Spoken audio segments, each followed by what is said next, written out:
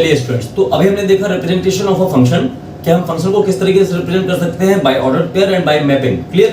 अच्छा, अब हम देखने वाले हैं सर कि इमेज एंड प्री इमेज क्या होता है। सर हम देखने वाले हैं what is the image and pre image of a function. Image and pre image of function. Function की इमेज और प्री इमेज के बारे में बात करेंगे सर कि सर अगर मैंने लिखा हुआ है कि f of a is equal to b, इसको हम क्या बोलते हैं? This is the image of a is b. This is the image of a is b. अगर मैंने इसी को f को इस साइड लेके आ गया मैं, तो क्या बोलूंगा मैं? f inverse of b. इसका मतलब क्या होता है? This is the pre image of b is a. This is the pre image of b is a. तो याद रखिए, जैसे मैंने लिखा है कि y equal to sin x लिखा है ना, y equal to sin x लिखा है, लेकिन sorry sin x equal to y लिखा है और मैं x इक्वल टू क्या लिखूं? sin inverse y. तो ये क्या हो जाएगा? प्री इमेज बन जाएगी. क्लियर. तो ये हो गया image of a is b, इसको रिप्रेजेंट करते हैं, and pre image of b is a, इसको रिप्रेजेंट करते हैं. क्लियर. अगर मैं इसको मैपिंग से देखूं तो इसका मतलब क्या है कि f is such that a tends to b है, A tends to B, and A set पे कौन बिलोंग कर रहा है? Small a, and B set पे कौन बिलोंग कर रहा है? Small b. और ये कोई फंक्शन दिया गया है यहाँ से यहाँ तक. A क्या है? डोमेन है. B क्या है? कोडोमेन है. और A से B A क्या मिल रहा है? A को हम A क्या है? This is f of A is equal to B. इसका मतलब इमेज ऑफ A क्या मिल रही है? हमें B में मिल रही है. ठीक है. And pre image of B is A. मतलब एक सामने शीशा रखा हुआ है, image of A is B and pre image of B is A. खत्म बात. सीधी बात समझ में आ गई. तो अगर इसमें कुछ हम रिजल्ट लिखवाना चाहूंगा कि रिजल्ट्स क्या होते हैं सर. पहला रिजल्ट अगर मैं देखूं, फिर पहले मैं रिजल्ट लिखवा दूं, उसके बाद मैं एक क्वेश्चन लिखवाऊंगा आपको. रिजल्ट क्या है? पहला रिजल्ट, फर्स्ट रिजल्ट क्या बोलते हैं? पहला रिजल्ट क्या है? Range is a set of images. Range is a set of images. And दूसरा point, domain is the set of pre-images. Set of pre-images. Range is the set of images, and ये questions आता है कभी कभी options में. Domain is the set of pre images. जो domain होती है, ये डोमेन है. डोमेन क्या है? प्री इमेजेस का सेट है. प्री इमेजेस में मिलता है. Pre image of B is A. तो ये क्या है? Domain is the set, domain is the set of pre images. ठीक है ना. And range is the set of images. Range is the set of images. जो हमें मिलेगा वो क्या मिलेगा? Range is the set of images. तो f of a is b, मतलब image of a is b. Range जो मिलती है हमें क्या मिलती है?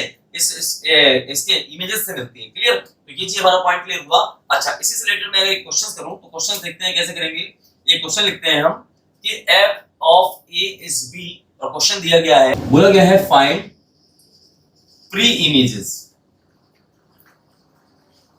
of 5 if fx equal to x square plus 1. ये क्वेश्चन हमें दिया गया है. अब देखिए हमें क्या निकालना है? प्री इमेजेस ऑफ 5, मतलब f इनवर्स ऑफ 5 हमें ये फाइंड करना है. क्लियर. अच्छा, अगर मैं क्या करूं, सॉल्यूशन अगर मैं नोट करूं, सॉल्यूशन क्या करूंगा, तो मैं f इनवर्स ऑफ 5 को ही क्या मान लेता हूं?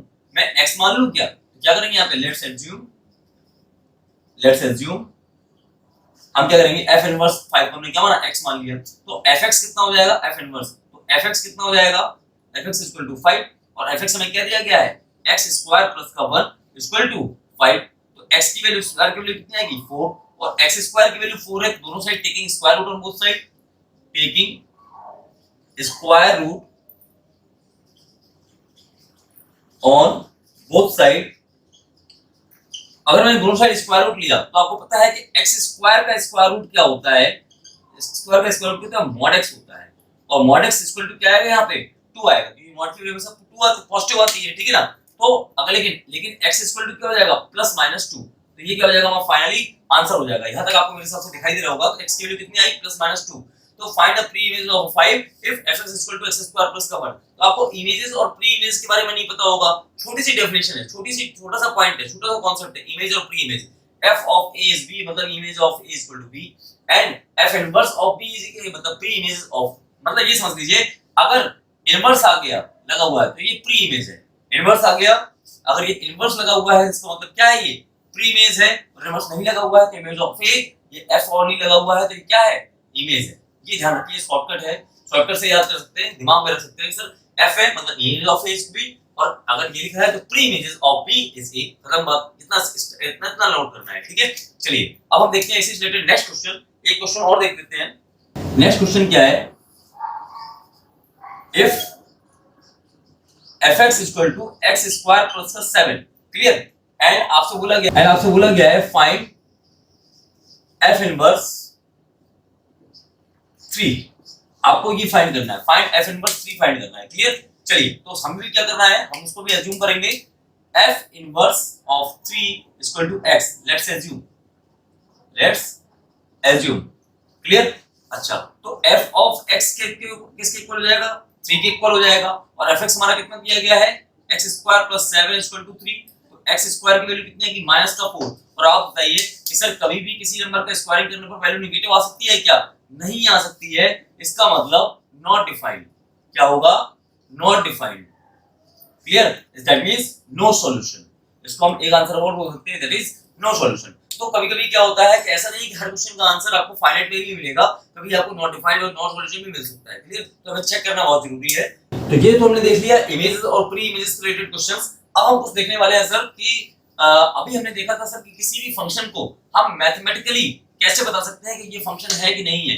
इसमें एक इंपॉर्टेंट क्वेश्चन था है, उसको मैं और करा दूं, उसके बाद मैं बताऊंगा आपको कि किसी भी फंक्शन को चेक करने के दो तरीके होते हैं, एक तो होता है मैथमेटिकल वे, एक होता है ग्राफिकल वे। तो ग्राफिकल वे को क्या बोलते हैं, वर्टिकल लाइन टेस्ट, और अभी मैथमेटिकल वे में एक क्वेश्चन है, तो क्वेश्चन क्या बोला गया है आपसे ये समझिए, इंपॉर्टेंट क्वेश्चन है और ध्यान देने वाले क्वेश्चन है, क्या है ना, इंपॉर्टेंट क्वेश्चन, रिवीजन में डालिएगा इस क्वेश्चन को। बोला गया है identify which of the following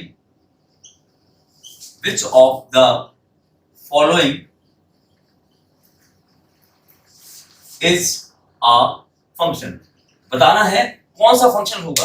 पहला दिया गया है आपको f is such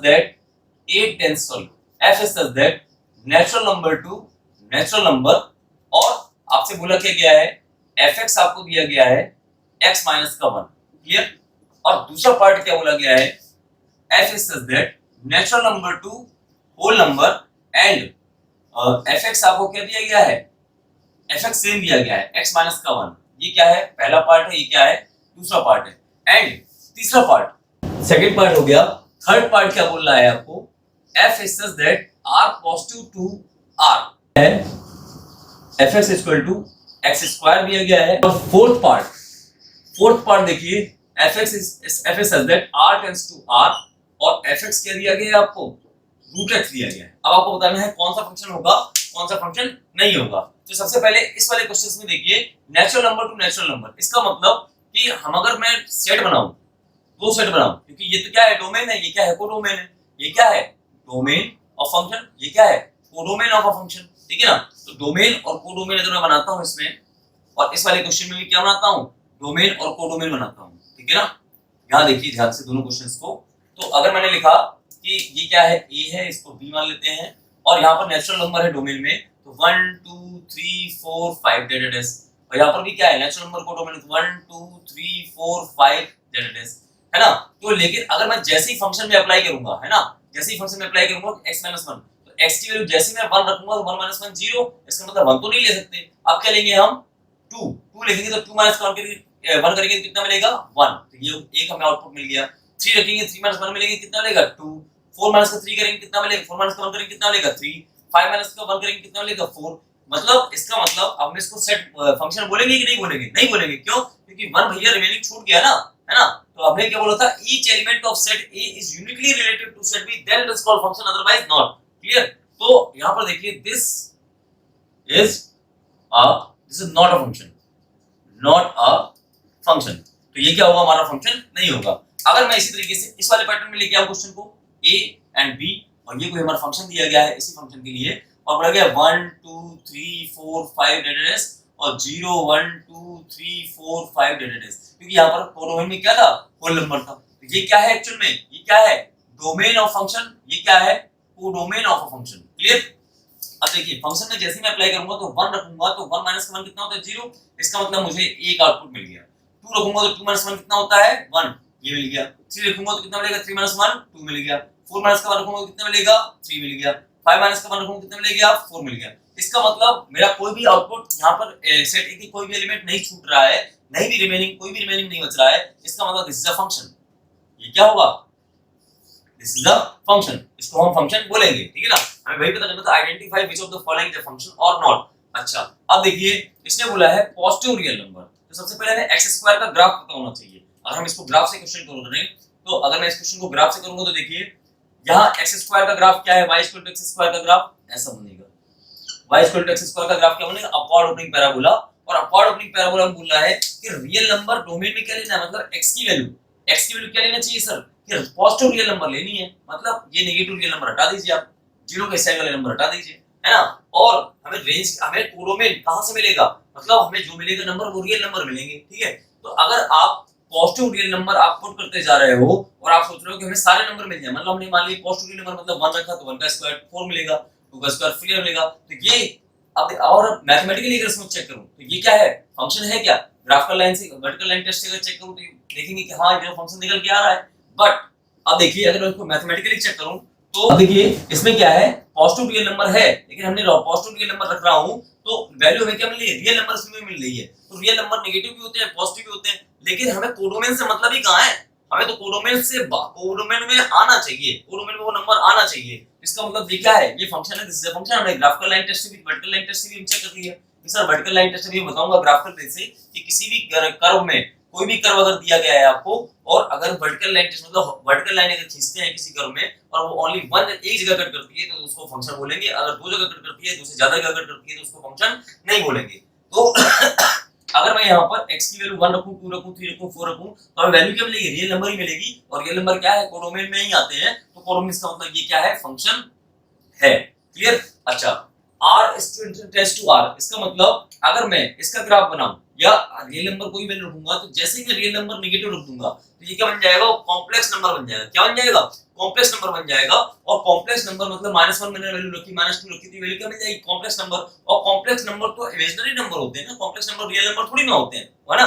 तो इसका मतलब ये कोडोमेन में लाई नहीं करेगा, इसका मतलब this is not a function, this is not a function. चलिए इसमें मैं कोई भी नंबर रखूंगा तो वैल्यू क्या आएगी, यहाँ पर नेगेटिव आएगी, इसलिए क्या नंबर होगा, ये नंबर, ये फंक्शन नहीं होगा। ठीक है ना। और अगर मैं फंक्शन में अगर मैं ग्राफ बनाऊंगा तो उसमें क्या बोलेगा, ग्राफ अगर बनाऊंगा तो ऐसा टाइप का ग्राफ बनेगा, इसका जस्ट y एक्सिस अबाउट पे y axis y equal to x के अबाउट में क्या बनेगी, सिमेट्री बन जाती है। तो रूट x का जैसे मैं ग्राफ बनाऊंगा तो वर्टिकल लाइन टेस्ट से मैं चेक जरूर करूंगा, लेकिन डोमेन क्या बोल रहा है हमसे, पॉजिटिव रियल नंबर, सिर्फ negative real real to real आना चाहिए, लेकिन ये तो सिर्फ आ रहा है रियल पॉजिटिव रियल नंबर। मतलब डोमेन क्या बोल रहा है, मतलब डोमेन में क्या होना चाहिए, सारे के सारे नंबर आने चाहिए। अब देखिए मैथमेटिकली अगर मैं चेक करूं तो मान लीजिए मैंने इसका ग्राफ बनाया और ग्राफ देखिए, ग्राफ इसका रूट x से कितना होता है, ऐसा होता है, लेकिन डोमेन क्या बोल रहा है कि सारे, मैंने क्या बोलता, each element of set A, domain के सारे एलिमेंट लेने चाहिए, कोडोमेन में से कोई बात नहीं है। लेकिन यहाँ पर तो हम सिर्फ पॉजिटिव रियल नंबर ले रहे हैं, नेगेटिव वाले तो ले नहीं रहे। इसका मतलब हमने डोमेन के सारे नंबर को अप्लाई नहीं किया। अगर मैं डोमेन के सारे नंबर को नहीं लिया, इसका मतलब ये क्या होगा, हमारा फंक्शन कहलाएगा, नहीं कहलाएगा। This is not a function, this is not a function. तो ये क्या होगा, हमारा फंक्शन नहीं होगा।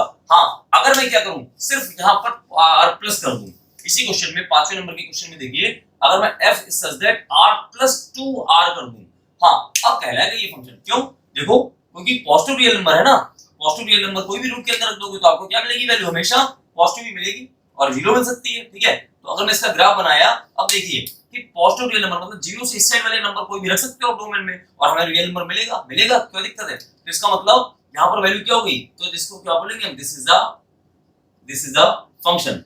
तो सबसे पहली बात है कि इन पे डिपेंडेंट करता है हमारा क्या, कि ये फंक्शन होगा कि नहीं होगा। ये जो आपको डोमेन और कोडोमेन दिए जाते हैं ना, इन पे डिपेंडेंट करता है ये क्वेश्चन, कि कैसे क्वेश्चन को ये इसका जो फंक्शन होगा कि नहीं होगा।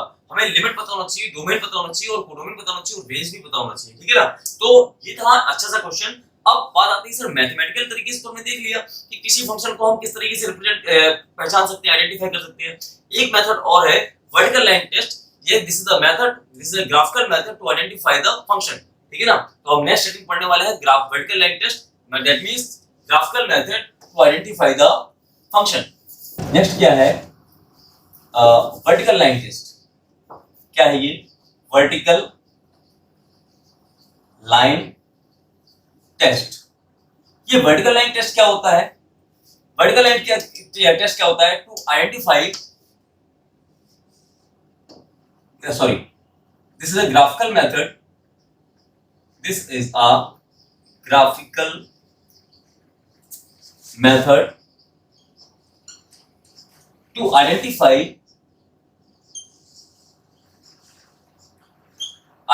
The function. मतलब किसी भी फंक्शन को आइडेंटिफाई करने के लिए कि वो फंक्शन है या नहीं है, इसके लिए क्या होता है? वर्टिकल लाइन टेस्ट होता है to identify the function that this is a function or not, this is a function or not, कि वो फंक्शन है भी या नहीं है। इसके लिए क्या होता है? ग्राफिकल वर्टिकल लाइन टेस्ट होता है। तो ग्राफिकल वर्टिकल लाइन टेस्ट कहता क्या है? And this test says that, and this test says क्या कहता है? देखते हैं। एनी वर्टिकल लाइन क्या बोलता है? Any vertical line cuts the curve only at one point, only at one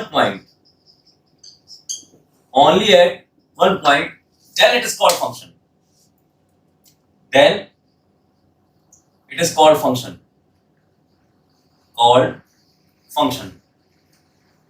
if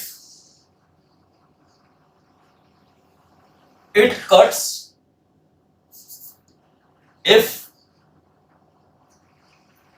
मतलब any vertical line cuts, if any vertical line cuts the curve two or more than 2 points, 2 or more than 2 points, अगर दो या दो से ज्यादा points पर ये vertical line क्या करती है? किसी भी कर्व को कट करती है, then this is not a function, then this is not a function, this is not a function। अब देखिए कि किसी भी कोई भी वर्टिकल लाइन टेस्ट क्या कहती है कि अगर एक ही पॉइंट पर अगर कोई ग्राफ को कट कर रहा है तो वो फंक्शन कहलाएगा, अदरवाइज नहीं कहलाएगा। जैसे कि मैं चेक करूं एग्जांपल में, एग्जांपल ले लेते हैं कुछ एग्जांपल। देखिए अगर मैं एक एग्जांपल यहां पर लूं कि मैंने बोला y = x² का ग्राफ, y = x² का ग्राफ क्या बनेगा? Upward opening parabola. कैसे बनेगा?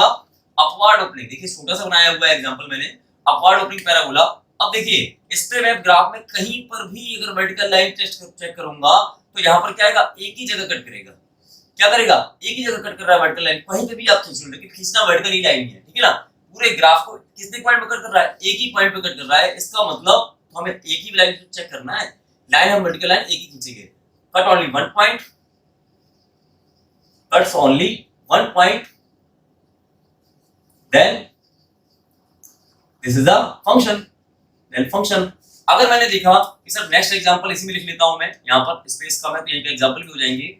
y = अगर मैंने लिखा sin x का ग्राफ, तो sin x देखिए कैसे बनता है ग्राफ। अगर मैंने लिखा कि सर ये ऐसे जाता है 0 से पाई, पाई से 2 पाई और आगे निकल जाता है, ये 0 से -पाई और -पाई से -2 पाई और आगे निकल जाता है ना। और ऊपर वाली रेंज कितनी होती है इसकी? +1, और नीचे वाली रेंज कितनी होती है इसकी? -1, है ना। और अगर मैं ग्राफ में कहीं पर भी कोई भी वर्टिकल लाइन खींचूंगा, मान लीजिए मैंने यहां पर जाके मैंने एक वर्टिकल लाइन खींची, ठीक है, वर्टिकल लाइन खींची, तो कितने पॉइंट पे कट कर रहा है? एक पॉइंट पर, cut only one point,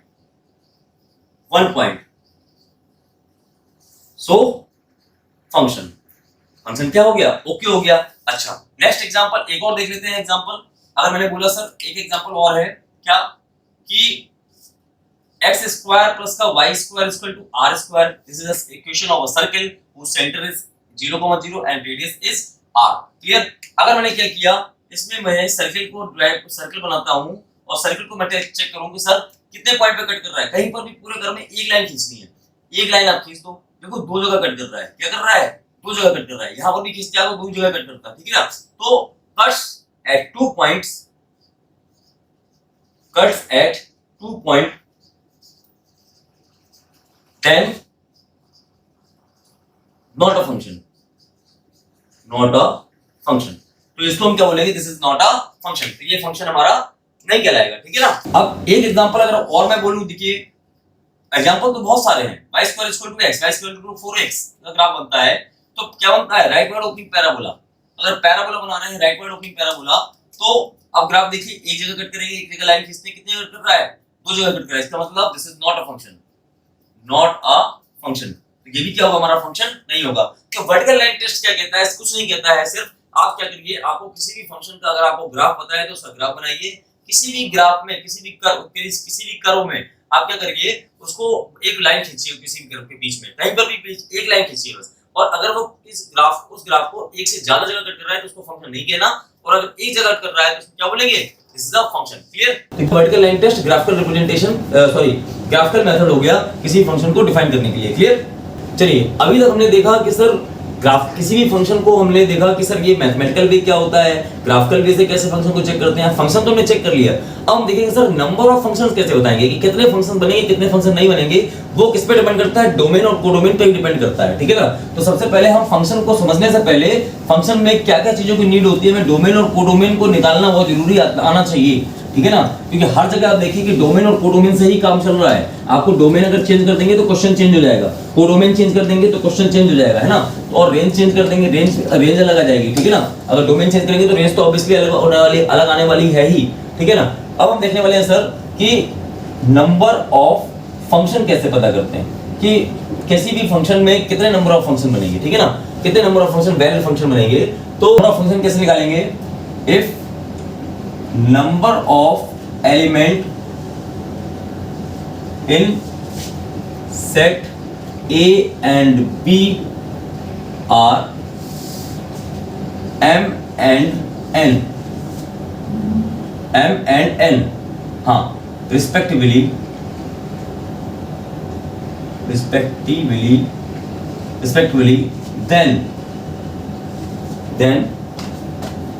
then number of function defined from A to B, number of function A से B की तरफ जो डिफाइंड होंगे, number of function defined from A to B is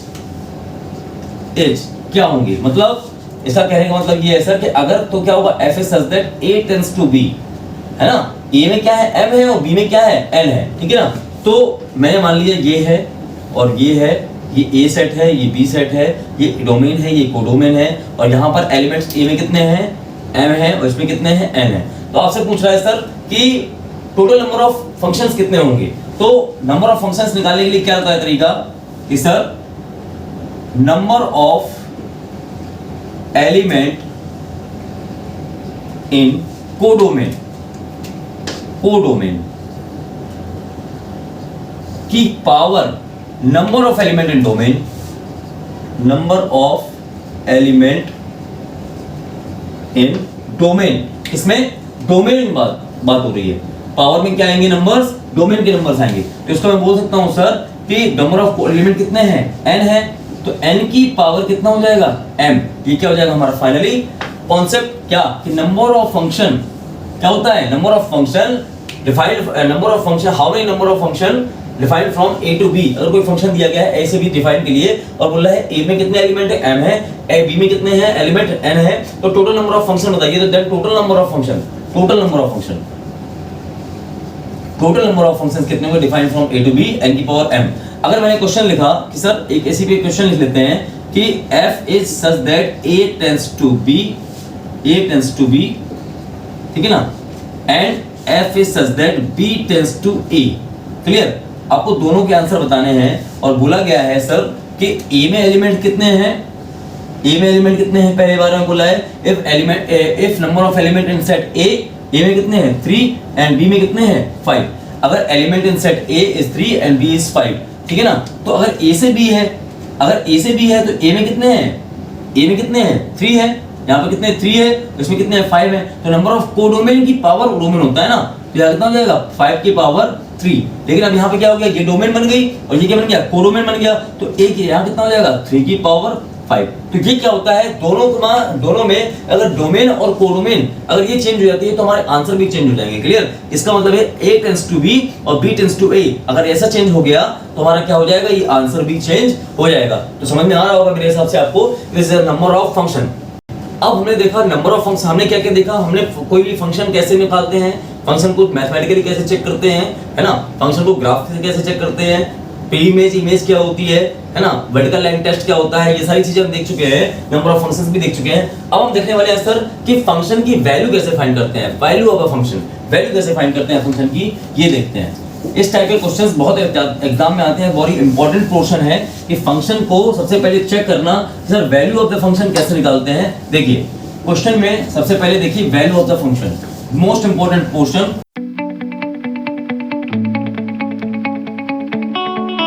of the function.